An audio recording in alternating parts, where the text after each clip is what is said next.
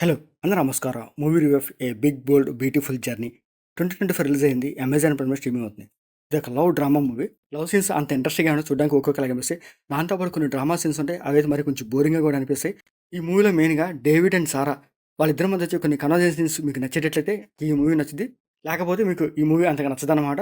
So, very low ఎక్స్‌పెక్టేషన్‌తో ఈ movie చూడండి. ఇంకా ఈ మూవీ స్టోరీలోకెళ్తే డేవిడ్ బయటికెళ్దామని తన కారు దగ్గరికెళ్తాడు. ఆ కారు పోలీసులు లాకేసి ఉంటదనమాట.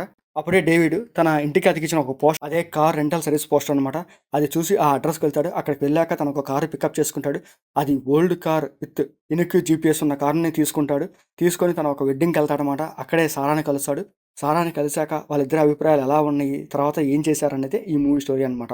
ఇంకా ఈ మూవీలో మెయిన్ పాయింట్ ఏంటంటే డేవిడ్ అండ్ సారా వాళ్ళిద్దరి మధ్య జరుగుతున్న కొన్ని సీన్స్ కొంచెం హైలైట్‌గా చేసి చూపిస్తాడు.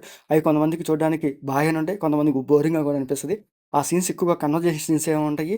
సో, వాళ్ళు ఏం మాట్లాడుకుంటారో, వాళ్ళ ఫ్యూచర్ గురించి అండ్ వాళ్ళ పాస్ట్ గురించి ఇవన్నీ చూపిస్తాడనమాట.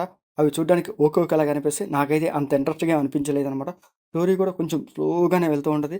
ఎక్కడ కొంచెం ఇంట్రెస్ట్‌గా ఏమి అనిపించదనమాట. మేబీ ఇది థ్రిల్లర్ మూవీయో, హర్రర్ మూవీ అయితే కాదు. సో, ఇదొక love story. Pure love and drama movie కాబట్టి దానికి తగ్గట్టుగానే సీన్స్ పెట్టుకున్నారు. లవ్ సీన్స్ చూసినప్పుడు నాకైతే ఓకే ఓకేలాగా అనిపించి అంత హైలైట్‌గా ఏమి అనిపించలేదు.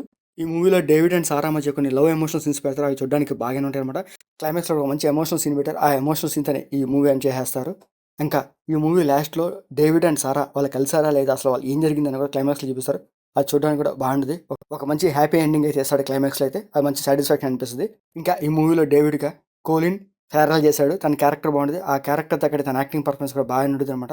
ఇంకా ఈ మూవీలో సారాగా మార్గరెట్ రాబీ చేసింది. తన క్యారెక్టర్ బాగుంటది. ఆ క్యారెక్టర్ తగ్గట్టు తన యాక్టింగ్ పర్ఫార్మెన్స్ కూడా బాగానే ఉంటది. ఇంకా రిమైనింగ్ యాక్టర్స్ పర్లేదు బాగానే ఉంటాయి. ఈ మూవీలో మ్యూజిక్ కూడా బాగానే ఉంటది. కొన్ని లవ్ అండ్ ఎమోషనల్ మధ్య వచ్చే బీజీఎం అండ్ మ్యూజిక్ వినడానికి, చూడడానికి బాగానే ఉంటది. ఇంకా ఈ మూవీ టెక్నిక్‌గా కాస్త బాగానే ఉంటది.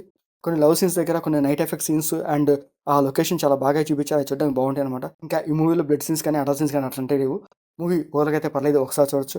ఆ లవ్ అండ్ ఎమోషన్ వచ్చే సీన్స్‌తో పాటు కొన్ని డిస్కషన్ సీన్స్ ఉంటాయి. అవి నచ్చేటట్లయితే మీకు ఈ మూవీ నచ్చిద్ది. సో, వెరీ లో ఎక్స్‌పెక్టేషన్‌తో ఈ మూవీ చూడండి.